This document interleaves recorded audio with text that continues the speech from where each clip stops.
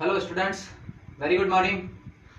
जैसा कि आपको पता है, कल हमने स्टार्ट किया था कोऑर्डिनेशन कंपाउंड, उपसहसंयोजी यौगिक। एक इम्पॉर्टेंट टॉपिक है, अच्छे खासे क्वेश्चंस बोर्ड में भी आते हैं और कंपटीशन एग्जाम में भी आते हैं। कल हमने इसमें वर्नर थ्योरी के बारे में बात करी थी और आपको याद रखना है कि वर्नर थ्योरी के अंदर दो प्रकार की संयोजकताओं की बात की थी। एक धनायन जो होता है वो प्राथमिक संयोजकता और द्वितीयक संयोजकता, दो प्रकार की संयोजकता वैलेंसी दिखाता है। उसके अंदर प्राथमिक संयोजकता के लिए हमने बोला था प्राइमरी जो वैलेंसी है वो नेगेटिव स्पीशीज से बैलेंस होती है और सेकेंडरी वैलेंसी जो है, द्वितीयक संयोजकता जो है, वो नेगेटिव से भी और न्यूट्रल से भी, दोनों से बैलेंस होती है। ये बात हमने कल कर ली थी। अब इसके बाद में आगे जो अपने को पढ़ना है उसमें आपको ये ध्यान रखना है कि एक्चुअल में ये कोऑर्डिनेशन कंपाउंड होता क्या है। तो ध्यान रखिए, ये देखो बड़े ब्रैकेट के अंदर, स्क्वायर ब्रैकेट के अंदर सबसे पहले एलिमेंट है, इस पे फोकस करिए। ये क्या है? ये धातु है। देखो आयरन है, कोबाल्ट है, आयरन है, निकल है। मोस्टली डी ब्लॉक के एलिमेंट्स की ये प्रॉपर्टी होती है। हालांकि कुछ अपवाद दूसरे भी है, जैसे मैग्नीशियम टाइप के कंपाउंड है, वो भी कॉम्प्लेक्स बनाते हैं। लेकिन मोस्टली जो कॉम्प्लेक्स बनाने का, अच्छा इनका नाम कॉम्प्लेक्स कंपाउंड भी हम बोलते हैं, ध्यान रखिए। ये भी संकुल यौगिक या जटिल यौगिक या उपसहसंयोजी यौगिक एक ही चीज है। तो इनके अंदर मोस्टली जो ये प्रॉपर्टी होती है कोऑर्डिनेशन कंपाउंड बनाने की, ये हमेशा डी ब्लॉक के तत्वों की होती है। और डी ब्लॉक वालों के लिए अपन जो धातु है, इसके लिए हम ऐसा लिख सकते हैं मेटल। और दूसरा देखो, इसमें नाम आ रहा है कोऑर्डिनेशन, उपसहसंयोजी, उपसहसंयोजी। अब इस उपसहसंयोजी का मतलब क्या हुआ? देखो हम पढ़ते हैं बॉन्ड के बारे में, ध्यान देना, बहुत इंपॉर्टेंट चीज बता रहा हूं, इसी से चैप्टर समझ में आएगा। हम 11th क्लास में टॉपिक है हमारा केमिकल बॉन्डिंग, रासायनिक बंध। उस बंध में पहला बंध आप बोलते हो आयनिक बंध है, जिसमें आयंस के बीच में बॉन्ड बनते हैं, यानी पॉजिटिव और नेगेटिव आयंस के रूप में वो आपस में एक दूसरे के साथ में बॉन्डिंग करते हैं। दूसरा जो बॉन्ड होता है वो होता है कोवेलेंट या सहसंयोजी। ये बंध दोनों साइड से एक एक इलेक्ट्रॉन, एक इधर से आएगा एक इधर से आएगा। मान लो ए और बी ने दोनों ने एक एक इलेक्ट्रॉन दिए, तो ये ए के बीच में बी के साथ में एक बॉन्ड बन जाएगा। इसको हम बोलेंगे सहसंयोजी बंध। लेकिन कुछ यौगिक ऐसे होते हैं जिनके ऊपर लोन पेयर होता है, उपसहसंयोजी बंध उसमें बनेगा। जैसे देखो एग्जांपल लेते हैं अमोनिया का या H2O का। इनमें देखो लोन पेयर है, तो जिसमें भी लोन पेयर होता है, जैसे मैं मान लो ये हमारे पास में A था और ये B था और A के ऊपर एक लोन पेयर है, तो देखो बॉन्ड बनाने की शर्त क्या थी कि दोनों साइड से एक एक इलेक्ट्रॉन आना चाहिए, तभी एक बॉन्ड बनेगा। लेकिन अगर कहीं पर बॉन्ड में दोनों इलेक्ट्रॉन एक ही परमाणु की तरफ से आ रहा है, तो इस प्रकार का जो बॉन्ड बनेगा उसको हम इस टाइप से एक एरो से दिखाते हैं। ये जो बंध होता है, ये बंध कहलाता है उपसहसंयोजी बंध, कोऑर्डिनेशन बॉन्ड। और जिन तत्व कंपाउंड्स में, जिन यौगिकों के अंदर ये उपसहसंयोजी बंध पाया जाता है, वो वाले यौगिक क्या होंगे? कोऑर्डिनेशन कंपाउंड या उपसहसंयोजी यौगिक होंगे। इसके बाद में अब अपने को ये देखना है कि मैंने आपसे कहा ना, ये तीर के निशान से शो करते हैं, क्योंकि इनमें जो भी बॉन्डिंग होती है वो कौन सी होती है? लोन पेयर से होती है, उपसहसंयोजी बंध बनता है। जैसे देखो मैंने ये मेटल लिखा है, मेटल मतलब ये डी ब्लॉक का धातु हो गया है। तो इसके पास में एक नया टेक्निकल वर्ड इसमें अपन लेंगे, एल मतलब लिगेंड। हिंदी में भी अपन उसको लिगेंड ही बोलेंगे, ठीक है। तो ये जितनी उसकी द्वितीयक संयोजकता होगी वो उसमें एल से जुड़ता जाएगा।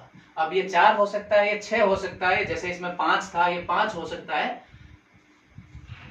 अब इसको अपन समझने के लिए ऐसा देखो, इसमें कितने मैंने लिखे हैं? 1 2 3 4 5 और 6 एल देखे हैं। तो देखो तीर का निशान किधर जा रहा है?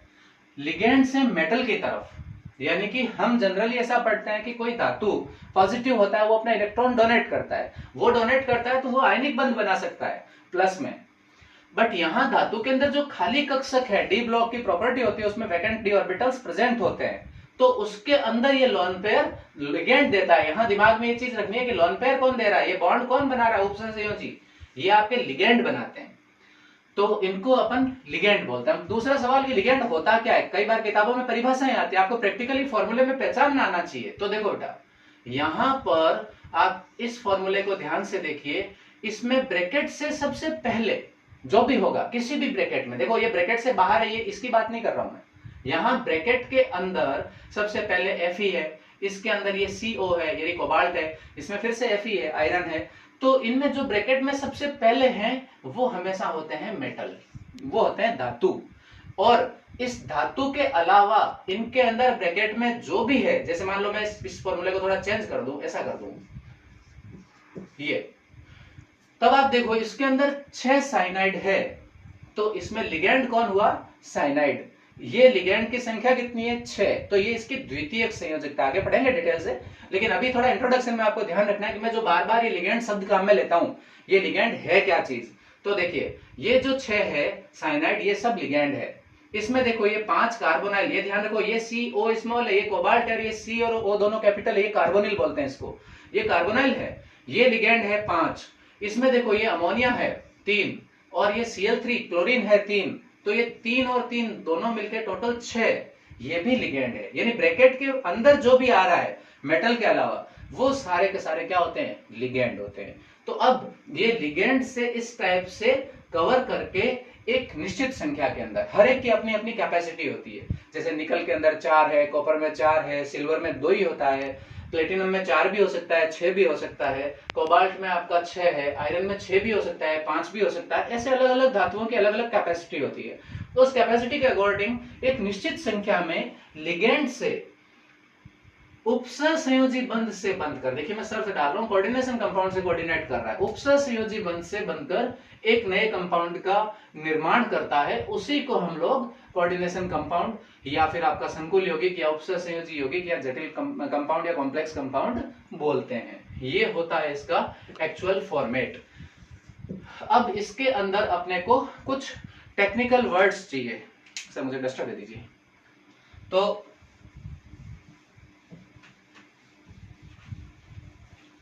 अब देखिए मैं कुछ एग्जांपल्स ले रहा हूं, जिसमें देखो अभी जो एग्जांपल्स थे हमारे पास में K4Fe CN6, और एक एग्जांपल हमारे पास में था CO NH3 का होल 6 और ये Cl3।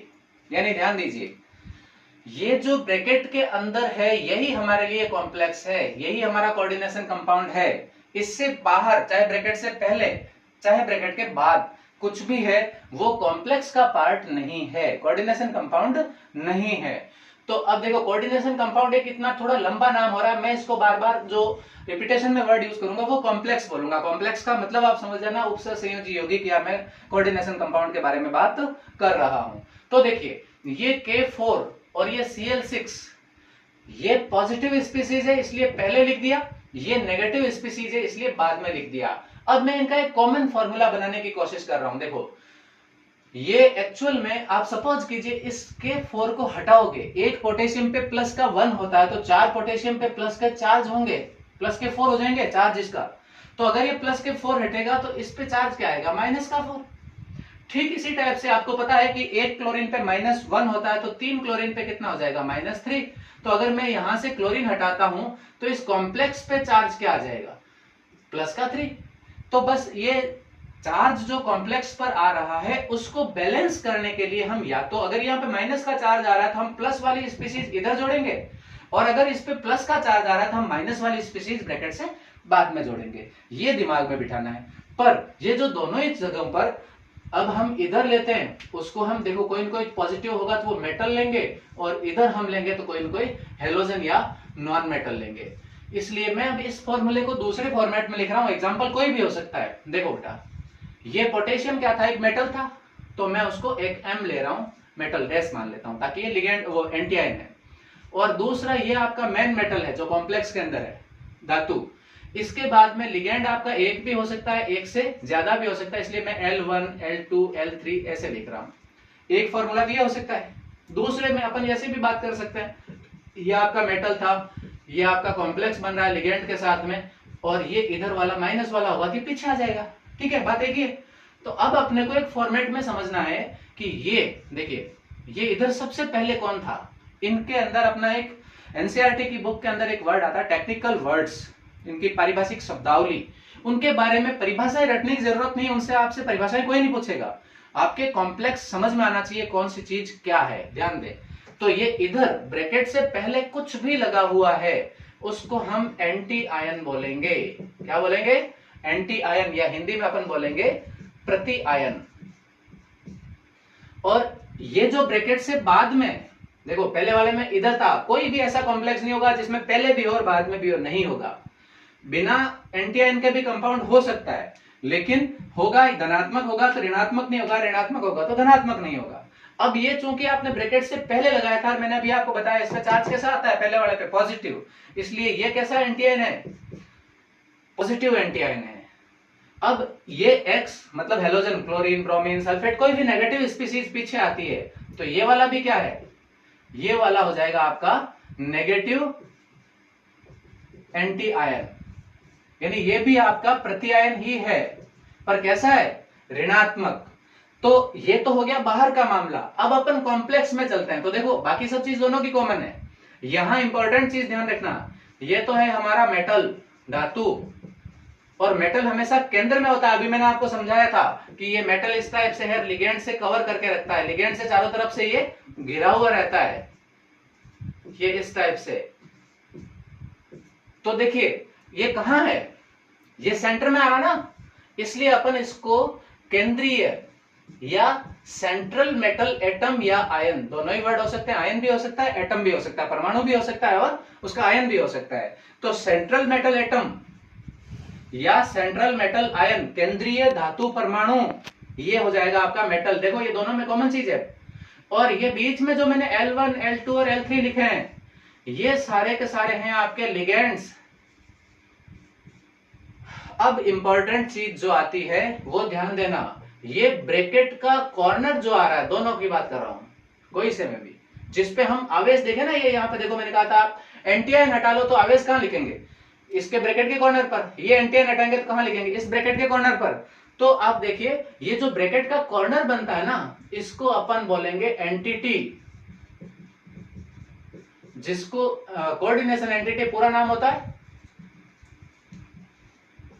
यानी उप सहसंयोजन सत्ता, हिंदी में नाम ध्यान रखें, इसको बोलते हैं उप सहसंयोजन। तो इसका यौगिक का नाम है सत्ता। यानी ये जो ब्रैकेट है ना, एंटिटी पे चार्ज, इस पूरे को, ये जो पूरा है, इस पूरे पे जो चार्ज आता है वो हम इसकी घात लगा के लिखते हैं, तो इसलिए इसको क्या बोलेंगे? उप सहसंयोजन सत्ता, एंटिटी। ये वर्ड्स हमें इस चैप्टर में नाम लिखते टाइम, पढ़ते टाइम, सब में आगे पूरे चैप्टर में चाहिएंगे। इनकी परिभाषाएं आपसे कोई नहीं पूछेगा, कहीं नहीं पूछेगा, बट आप में ये नॉलेज होनी चाहिए कि इस कॉम्प्लेक्स के अंदर, अभी जैसे इसी की बात कर लेते हैं ना, अब मैं इस एग्जांपल्स को, आप इसको एक बार नोट कर लीजिए या स्क्रीनशॉट ले लीजिए, ताकि आपको समझने में आसानी रहे, बाद में भी आपको देखने में आसानी रहे। चलिए मैं यहां लिख देता हूं। देखो ये हमारा पहला जो कंपाउंड था, ये K4 FeCN और 6। अगर मैं आपसे पूछूं इसमें एंटी आयन कौन सा है? एंटी आयन देखो ब्रैकेट से बाहर या इधर या पहले या बाद में, तो देखो एंटी आयन या तो ये बनता है या फिर ये बनता है। तो अभी इसमें कौन था? इधर तो कोई एंटी आयन था नहीं, इधर था, कौन था? पोटेशियम। तो पोटेशियम क्या हो गया? Anti ion. कैसा है? धनात्मक। और कितना प्लस का चार्ज बनाएगा? प्लस का 4 बनाएगा। अगर मैं पूछूं इसमें सेंट्रल मेटल एटम, केंद्रीय धातु परमाणु कौन सा है, तो आप बोल दोगे ये वाला, क्योंकि ब्रैकेट के जस्ट पहले, अंदर ही जस्ट पहला कौन सा एलिमेंट होता है? केंद्रीय धातु परमाणु। तो ये हो गया आपका मेटल।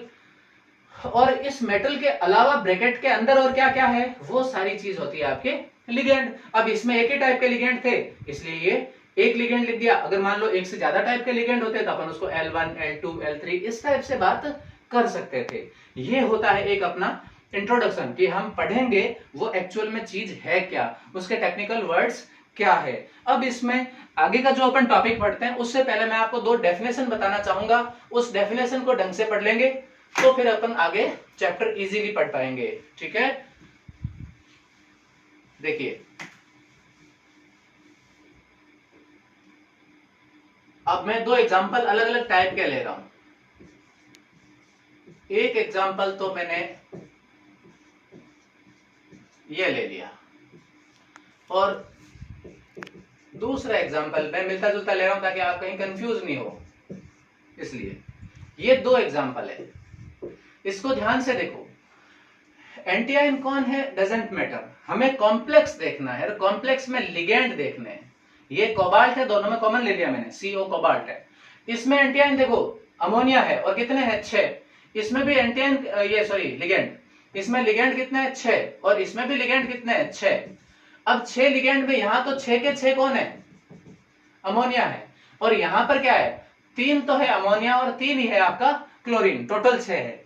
तो आप देखो एक परिभाषा इसका टाइप्स ऑफ कॉम्प्लेक्स, आप एक हेडिंग डाल देना उपसंयोजी यौगिकों के प्रकार।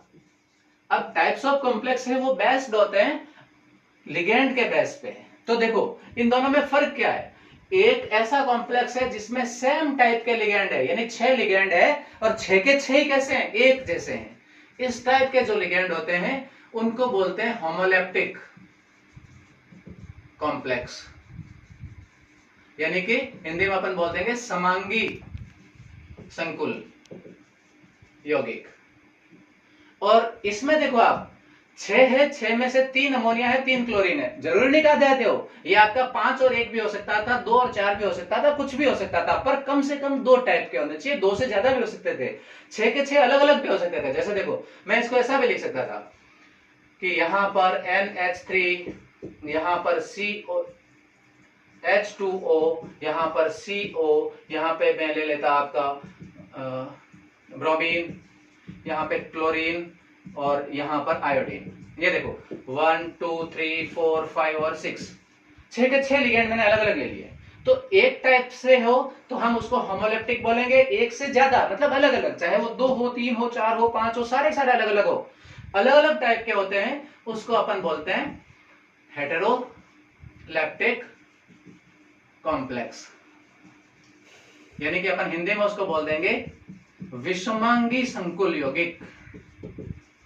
ठीक है, तो ये ध्यान रखिए, आज आपको ये 2 डेफिनेशन पढ़नी है और कल की क्लास के अंदर इसके आगे एक टॉपिक आएगा अपना लिगेंड और लिगेंड की डेफिनेशंस, परिभाषाएं, उसके बारे में आप थोड़ा सा एक बार बुक से चैप्टर को रीड करना, ताकि मैं एक्सप्लेन करूंगा तो आपके सारी चीज अच्छे से तैयार हो जाएगी। लिगेंड अगर आपने ढंग से पढ़ लिए, लिगेंड के नाम अगर आपको याद हो गए, तो ही आप अगला इनके कॉम्प्लेक्स कंपाउंड के नाम लिखने का और फॉर्मूला बनाने के 2 टाइप के क्वेश्चंस आते हैं वो हम पढ़ेंगे। ठीक है, तो आज की क्लास में हम इतना ही पढ़ेंगे, इसके बाद में अगली क्लास के लिए हम थोड़ा सा पढ़ के आए, ये ध्यान रखें। और ज्यादा से ज्यादा आप एक बार इस चैनल को सब्सक्राइब करें और शेयर करें, जिससे हमारे सब्सक्राइबर की संख्या थोड़ी सी बढ़ पाए, तो हम इस क्लास को फिर लाइव फॉर्मेट में भी लेके आएंगे। Thank you.